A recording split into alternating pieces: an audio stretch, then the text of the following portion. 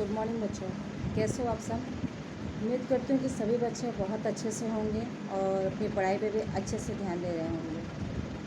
तो जैसे कि बच्चों क्लास 8 में आज बच्चों अगर मैं कुछ पढ़ाने जा रही हूँ, बट उससे पहले मैं आपसे कुछ नॉर्मल चीज़ें हैं, नॉर्मल बातें हैं, देखें आप जान पाते हैं या नहीं, और आंसर भी देने हैं, ठीक है? तो जैसे बच्चों मेरा क्वेश्चन ये है कि आए दिन हम देखते हैं, जैसे आप जब कहीं जाते हो या फिर जैसे जब स्कूल चलते थे तो स्कूल से जब छूटना होता था तो छूटने के बाद मन में सबसे पहला ख्याल क्या आता था? जल्दी से जल्दी घर पहुंचना है, मम्मी दरवाजे के पास खड़ी होंगी, इंतज़ार करेंगे, मुझे जल्दी से जल्दी घर पहुंचना चाहिए। यही होता था ना बच्चों, और यही होता भी था। मम्मी दरवाजे पे खड़ी होती थी, आप जैसे भी वैन से या जैसे भी जाते, जैसे आप उतरते सबसे पहले मम्मी आपका बैग लेती, बॉटल लेती, बेटा कैसा रहा आज का दिन, बाबू थक गया होगा, ऐसी बहुत सारी बातें होती हैं बच्चों। तो इन सभी चीज़ों में आज क्या होता है, जैसे आज के हमारे भागदौड़ की लाइफ में हम कितने भी हर जगह पे बहुत तेज़ी से जाते हैं। हमें निकलना हो तो नहीं मैं जा रहा हूँ, जल्दी जा रहा हूँ। आप कितनी भी घाई करो या कितनी भी तेज़ी से जाओ, लेकिन हमेशा इस बात का ख्याल रखना चाहिए बच्चों, कभी भी किसी चीज़ का रिस्क ऐसा मत लो कि जिसमें आपको तकलीफ़ हो जाए। मेरे कहने का मतलब ये है कि जब हम घाई घाई में जाते हैं, सड़क को ध्यान से क्रॉस कीजिए, और जब आप गाड़ी में भी होते हैं तो गाड़ी में भी होते हुए हमें हमेशा सचेत रहना चाहिए, क्योंकि घटनाएं या कोई भी बातें हमें बता के नहीं आते हैं, और हमें ये हमेशा ख्याल में होना चाहिए कि घर पर हमारा कोई इंतज़ार कर रहा है, क्योंकि हम जिससे जुड़े हैं वो हमारा परिवार है बच्चों। और परिवार ही ऐसी चीज़ है जो हमारे हर एक चीज़ में सबसे पहले खड़ा होता है। तो इस चीज़ को हमें बिल्कुल भी नहीं भूलना है। और आज भले इस वक्त लॉकडाउन चल रहा है बच्चों, लेकिन कहीं ना कहीं ये सारी चीज़ें, ये माँ का इंतज़ार करना, आपको भी दौड़ के घर पहुँचने की बहुत घाई होती है कि कितनी जल्दी पहुँच जाऊँ। कभी कभी टेस्ट होते हैं तो टेस्ट में मार्क्स थोड़े कम आए तो फिर मम्मी की डांट पड़ेगी, मम्मी डांटेंगी, ये साढ़े उधेड़ बुन में आप जाते रहते हो घर पे। फिर कभी कभी कुछ बच्चे ज़्यादा टेंशन ले लेते हैं, ज़्यादा घबराहट हो जाती है, जो कि हमें नहीं लेनी चाहिए। पढ़ाई है, पढ़ाई में क्या हुआ, अभी थोड़ा कम है तो कोई बात नहीं, हम इसको और अच्छे से मेहनत करेंगे और अच्छे से तैयार करेंगे। होना तो यही चाहिए बच्चों, क्योंकि अगर हम छोटी छोटी चीज़ों से हार मानेंगे तो हार मानने से फिर हम आगे बढ़ पाएंगे। डर हमें क्या करेगा, आगे बढ़ने नहीं देगा। तो क्यों डरना है? अरे स्कूल में टीचर्स हैं, आप टीचर से पूछो। घर पर पेरेंट्स को अपनी हर एक दिल की बात बतानी है, क्योंकि आप लोगों का जो बच्चों अब इस वक्त एज चल रहा है, इसमें हमें ज़्यादा चीज़ों को बहुत ज़्यादा सीरियस लेके नहीं चलना है।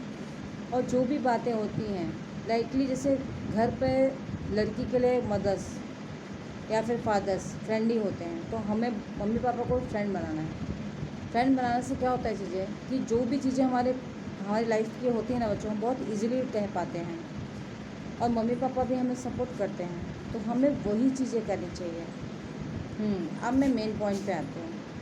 बच्चों, आप ये सोच रहे हो कि आज मैम इतनी सीरियस बातें क्यों कर रही हैं, तो ज़्यादा टेंशन लेने की ज़रूरत नहीं है। सीरियस बातें इसलिए हैं बच्चों, क्योंकि आज का हमारा जो लेसन है, लेसन 8, यह सबसे कठिन समय नहीं।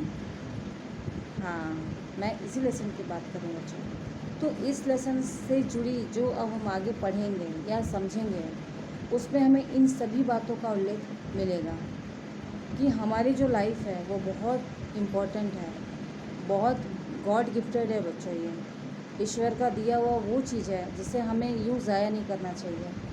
हम जितने अपने आप को पॉलिश करेंगे, सपोज़ अब अगर जो मिट्टी वाला है, अगर मिट्टी वाला ये सोचेगा कि ये मिट्टी गंदी हो जाएगी तो इसको मैं ऐसे रख देता हूँ, वो बेटर है, या उस मिट्टी को तराश के उसके घड़े बनाना, उसके दीपक बनाना, या उन चीज़ों से अलग अलग कलाकृति को जब बनाया जाता है तो वो चीज़ें दिखने में अच्छी लगती हैं ना। करेक्ट। इसी प्रकार से अगर जो कुम्हार है, अगर वो लकड़ी चलाकर घड़े को आकार नहीं देगा, उसे सुंदर नहीं बनाएगा, तो चीज़ें पहली बार में एक बार गलत होगा, 2 बार गलत होगा, तीसरी बार भी गलत होगा बच्चों। लेकिन ऐसा तो नहीं है कि चौथी बार भी गलत नहीं होता है। हम निरंतर अगर कोशिश करते रहेंगे तो हमारी लाइफ में कभी कोई प्रॉब्लम आएगी ही नहीं। हम छोटी छोटी बातों पे काफ़ी अपसेट होते हैं बच्चों, लेकिन वो हमें बिल्कुल भी नहीं करना है। हमें हमेशा अपना ख्याल रखना है। इस प्रकार से अब आज के लेसन से संबंधित हम आगे बढ़ते हैं। तो आगे से लेसन में ये है बच्चों कि जिस कविता के जो लेखिका हैं, कवित्री जिन्हें कहा जाए, क्योंकि वो अपने काव्य के माध्यम में, कहानी के माध्यम में, उनके असीम साहित्य में बहुत बड़ा योगदान रहा है। कहानी को तो इस तरीके से पेश करती हैं कि जान पड़ता है कि जैसे अभी वो जितने भी उसमें लोग हैं या जितने लोग उसमें भूमिका अदा करें वो अभी बोल देंगे। क्योंकि बच्चों आज के हमारे जो लेसन का है कि यह सबसे कठिन समय नहीं। इसकी जो लेखिका हैं वो है जया जादवानी। अब जया जादवानी के बारे में थोड़ी सी जानकारी हमें आनी चाहिए, जो इम्पोर्टेंट भी होती है बच्चों। तो जया जादवानी के बारे में जान लें कि जया जादवानी हिंदी साहित्य की प्रमुख लेखिका।